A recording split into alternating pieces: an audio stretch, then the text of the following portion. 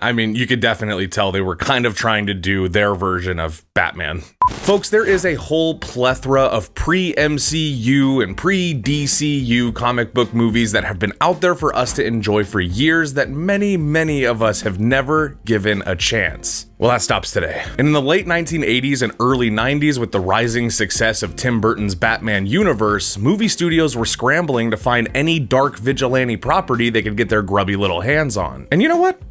It wasn't all bad. It wasn't all bad. There was some great stuff in there, and one of those great things was the much forgotten about but still cult beloved Darkman. And honestly, this is a movie that I still enjoy. So in today's episode, kick back, relax, get something cold to drink, because today we are going to be breaking down what the f happened to Darkman.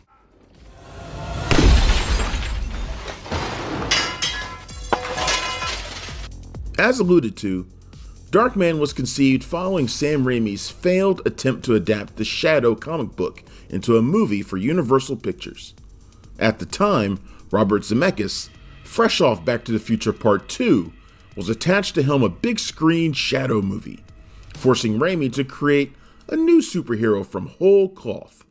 Once Universal denied Raimi rights to the Shadow, he combined qualities from various superheroes while paying deliberate homage to the 1930s and 1940s horror movies that inspired him as a kid.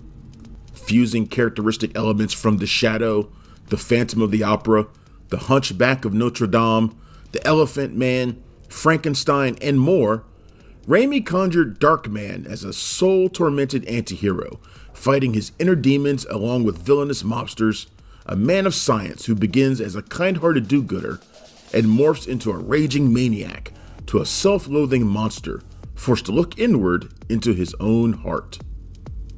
To convey this inner conflict on screen, Raimi came up with the idea to give the protagonist, Peyton Westlake, aka Darkman, the ability to alter the visage of his face to appear as other individuals.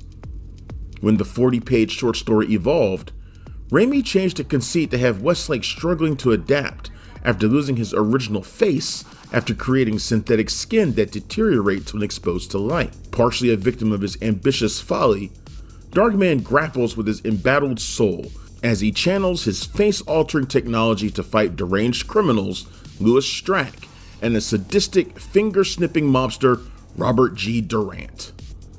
While Raimi was adamant that Darkman was not a horror movie in the traditional sense, he couldn't hide his affinity for classic Universal monster movies. When describing his inspiration from old 30s and 40s horror movies, Raimi stated, "They made me fear the hideous nature of the hero and at the same time drew me to him. I went back to that idea of the man who is noble and turns into a monster." At its core, Raimi insists Darkman is more a tragedy than anything else. Sure, he looks terrible, he looks hideous, but really, what the movie turns out to be is the story of a man trying to recapture his lost love. While a few production mishaps occurred during principal photography, the most difficult aspect of making Darkman was writing the screenplay and editing the picture for a fickle test audience. With at least 12 screenplay drafts, the first was written by Chuck Farrer, who Raimi hired based on his work on Navy SEALs. Several subsequent drafts were penned by Sam Raimi and his brother Ivan, who incorporated his medical expertise as a real-life doctor to ensure Westlake's burn damage was accurate. As a preponderance of subplots piled up, Raimi and producer Robert Tapert felt they had enough story material to expand Darkman into a superhero movie franchise. Once that calculation was made, they hired screenwriting siblings Daniel and Joshua Golden to flesh out the narrative arcs. The Goldens contributed new dialogue, fresh characters, and action scenes before Sam and Ivan wrote several more drafts. Finally, Raimi's longtime friends and roommates at the time, Joel and Ethan Coen, helped develop the screenplay and polish the final draft, although they never wrote a complete script. As Tapert told The Hollywood Reporter during a 30-year retrospective, there are 5,000 names on that script. It was constantly being rewritten. In hindsight, I'm not sure it ever got better. It just incorporated more people's pisses. The Coen brothers were not credited by the Guild. They were instrumental early on with building the structure. The idea sprung from Sam's head, and Joel and Ethan coaxed him along that road. Chuck Farrer was the best at the villains. Raimi attributed the grueling screenwriting process to the ambitious nature of Darkman's story evolution, stating, "I decided to explore man's soul. In the beginning, a sympathetic, sincere man. In the middle, a vengeful man committing heinous acts against his enemies. And in the end, a man full of self-hatred for what he's become, who must drift off into the night, into a world apart from everyone he knows and all the things he loves." When it was time to cast Darkman, Raimi envisioned his old pal Bruce Campbell to play the part. However, despite starring in Raimi's 2 Evil Dead movies, Universal did not think Campbell was well known enough and forced Raimi to hire someone else. Gary Oldman and the late great Bill Paxton were considered for the role. However, Raimi settled on the relatively unknown Liam Neeson, who could credibly portray a monster with the soul of a man. Raimi also appreciated Neeson's old Gary Cooper charisma. Legend has it that Bill Paxton told his friend Neeson about the audition after he nearly got the role, and was so mad when Neeson won the part that Paxton didn't speak to him for years. Paxton would star in Raimi's A Simple Plan 8 years later. Despite Universal denying Bruce Campbell's casting, Raimi got the last laugh by giving Campbell a cameo as disguised Darkman in the final scene. Campbell also voices several background screams in the movie, stating he earned good studio money for his sound work behind the scenes. As for Neeson's attraction, he stated, "The script appealed to the little boy in me because I know it would have been something I would have loved to have seen on a Saturday matinee growing up in Ireland. And it was a big, fat, juicy lead in a movie." For Westlake's romantic interest in corporate lawyer Julie Hastings, several big-name actresses were considered. Julia Roberts was Universal's first choice, but she had recently broken up with her boyfriend Liam Neeson in real life. During their audition, Neeson and Roberts became so emotional that Roberts' agent immediately withdrew her name afterward. In 1990, Roberts shot to superstardom with the release of Pretty Woman. Kathy Bates, who won an Oscar for 1990's Misery, was originally cast as the burn victim doctor alongside a masked John Landis, but left before. At Landis' request, Bates was replaced by Jenny Agutter, who starred in his classic horror outing American Werewolf in London. Other actors considered to play Julie Hastings included Kelly Lynch, Bridget Fonda, Demi Moore, Gina Davis, Melanie Griffith, and Virginia Madsen. Frances McDormand was ultimately cast after demonstrating explosive chemistry with Neeson in the auditions. Of course, McDormand was married to Joel Cohen at the time, who famously edited Raimi's feature debut Evil Dead. Raimi, McDormand, and the Coens lived together while making Darkman, which McDormand admitted helped her win the role. Alas, Raimi and McDormand would clash on set during filming. Meanwhile, Bridget Fonda eventually co-starred with Paxton in Raimi's A Simple Plan. As for the horrifying heavy Robert G. Durant, Raimi cast Larry Drake because the actor reminded him of classic Hollywood actor Edward G. Robinson, stating, "He looked so mean, so domineering, yet he had this urban wit about him. I thought, my God, this guy is not only threatening looking, he has a good physical presence. What a perfect adversary for the Darkman." While Drake was primarily known for playing the kind-hearted, mentally impaired Benny on LA Law beforehand, he would go on to play horror villain Dr. Giggles after breaking type in Darkman in his sequel and unaired TV pilot. Meanwhile, Richard Dreyfuss and James Caan declined the role, before Colin Friels was cast as archenemy Louis Strack Jr. With the biggest production budget of Raimi's career, Darkman entered principal photography on April 19, 1989, with $14 million at his back, increased from the greenlit $8 to $12 million budget. The shoot lasted until August 10, 1989, with Tim Burton's industry-shaking superhero hit Batman released in June, while Darkman was being filmed. Of course, both superhero movies are scored by Oingo Boingo's Danny Elfman, who praised Raimi's visual style in the 30th anniversary retrospective. Sam has a wonderful visual style that lends itself easily to music. There was no reason to hold back on this one, adding, That idea was to create something sad and romantic. That was the fun of Darkman for me. The sad romanticism. Darkman was filmed in Los Angeles, Santa Clarita, California, and Toronto, Canada. Despite Universal allotting Raimi his largest budget, the studio insisted Darkman did not look or feel like his Evil Dead movies. As such, Raimi attempted to hire Barry Sonnenfeld as cinematographer, but Sonnenfeld suggested Bill Pope, who made his feature debut on Darkman before making Army of the Dead and the last two Spider-Man movies with Raimi. Raimi and production designer Randy Sur partially allocated the budget to build a full laboratory where Westlake works. According to Sur, the lab pays homage to another demented doctor, declaring, "If you look at Darkman's lab that he moves into, which is an old warehouse, what was on my mind was Dr. Frankenstein." There were a number of references visually to what we were thinking about in regards to those films. Although Raimi vowed to tone down the whirlwind visual tableau created in the Evil Dead films, his manic and kinetic camera work continued to define his unique directorial style. As Pope noted, we used the eyeball flyball rig, the Perfilloc dance-o-cam, the Perfilloc drunken cam, snap zooms, whip pans, Dutch angles, cameras attached to sticks and blankets, and virtually anything that moved. We always moved the camera. I have a distinct memory of being told by our dolly grip on day 50-something we were doing our first shot in the film where the camera didn't move through space, and it was a 360-degree pan. While the writing and editing processes proved the most difficult, Darkman's shoot had unique challenges. First, the process was incredibly demanding on Neeson, who spent 5 hours daily in the makeup chair every morning before cameras rolled. The process was reduced to 3 hours by the end, but Neeson was so physically exhausted from training for his next role, a bare-knuckle boxer in The Big Man, that he spoke about the challenges. I was also preparing to play a bare-knuckle boxer in a film to be shot in Scotland immediately after completion of Darkman, so I was setting my alarm clock for about 3 a.m. in order to do a workout as preparation, so days were definitely long and for the most part tiring.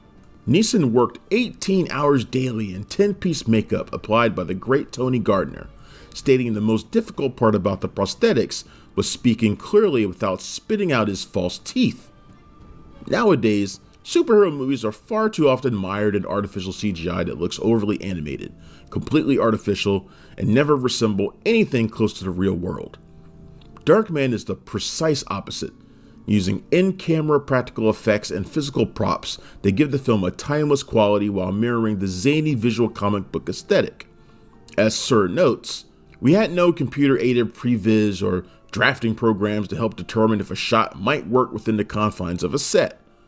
The lack of technology did not daunt our amazingly talented art department, which includes art director Phil Daggett and set director Julie Fanton. Another on-set mishap occurred when Colin Friels fell from a 3-story steel beam and busted his femur on impact.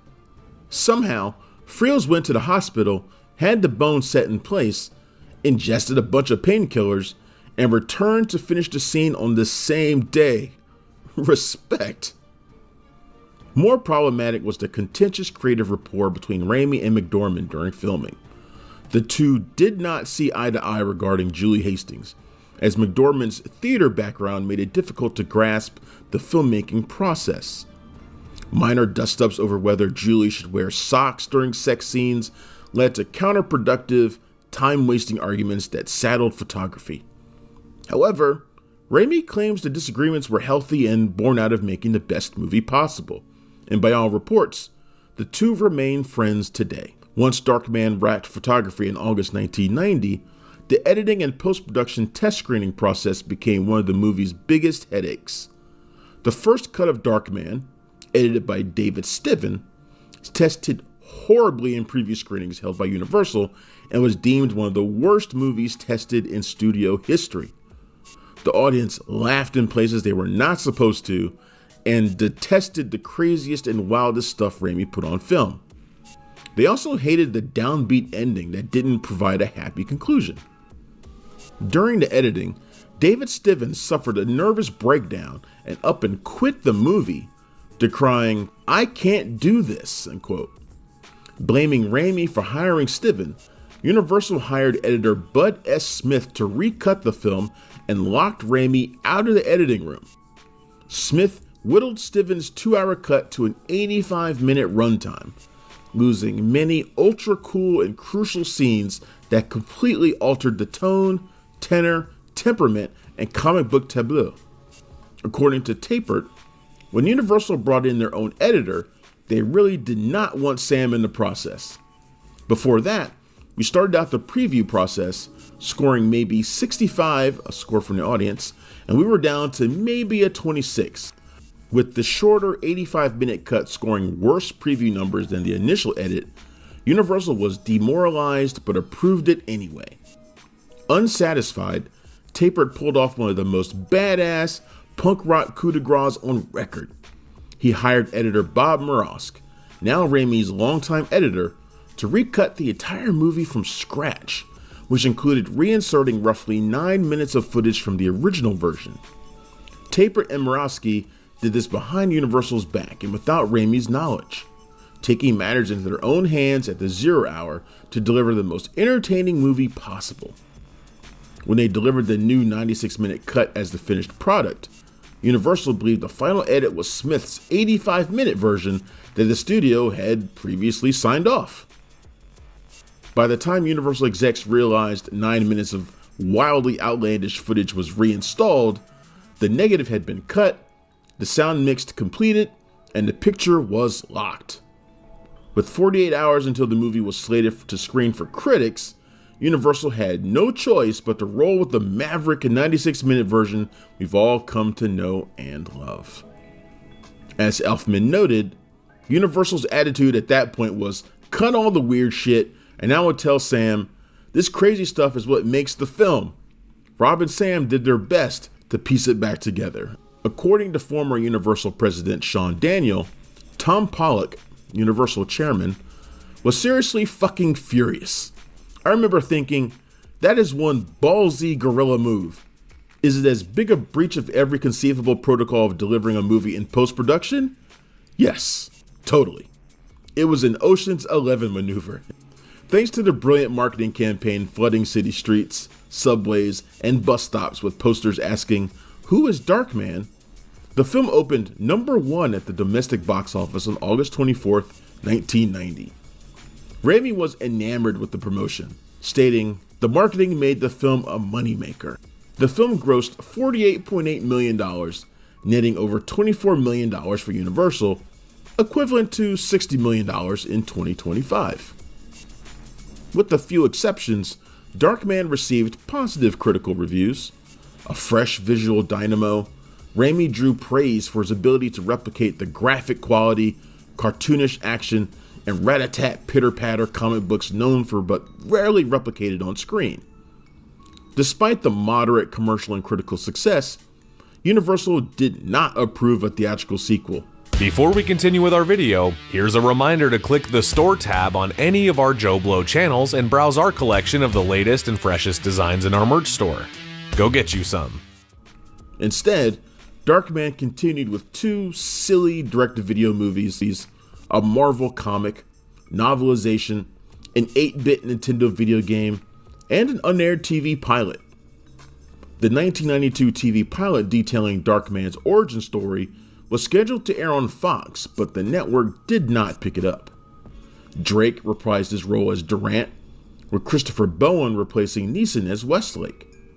The story would have followed Westlake following Julie's death, with Darkman seeking vengeance on her killers. Although Darkman's success did not allow Raimi to adapt a big screen version of The Shadow, we all know he went on to helm 3 Spider-Man movies in the early 2000s. In 2006, Raimi tried to make The Shadow again with longtime Batman producer Michael E. Uslan, but the project fizzled. Of course, Raimi returned to the Marvel superhero realm with Doctor Strange and the Multiverse of Madness in 2022, the perfect material for the director to marry his comic book and horror movie sensibilities. While promoting Doctor Strange 2 in May 2022, Raimi confessed that Universal was considering a new Darkman sequel and that Raimi would serve as a producer if it got made. Around that same time, Liam Neeson stated he would at least agree to read a Darkman 2 script. Meanwhile, Raimi has been tapped to direct the third Doctor Strange movie and is preparing his new desert island horror flick, Send Help. With horror and comics again at work, it's high time Universal to stop fucking around and let Raimi make the Shadow movie he's been intending to create for the last 35 years.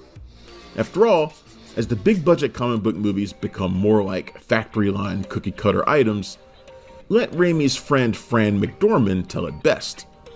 What is gratifying is that it continues to intrigue an audience. Even with all the Marvel and DC universe that we have now, Darkman is an art film. Hollywood may no longer be interested in making cinematic art in 2025.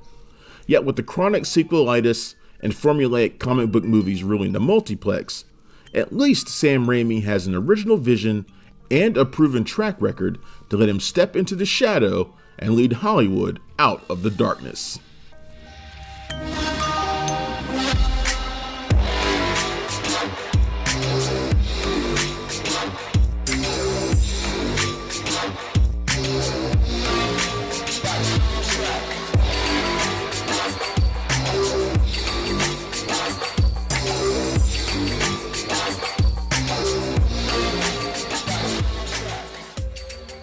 Thank you for clicking on our video, everybody. If you like what you saw here, please make sure you like the video and subscribe and share with your friends who like this sort of content. JoBlo was created by movie fans for movie fans, and we appreciate your support.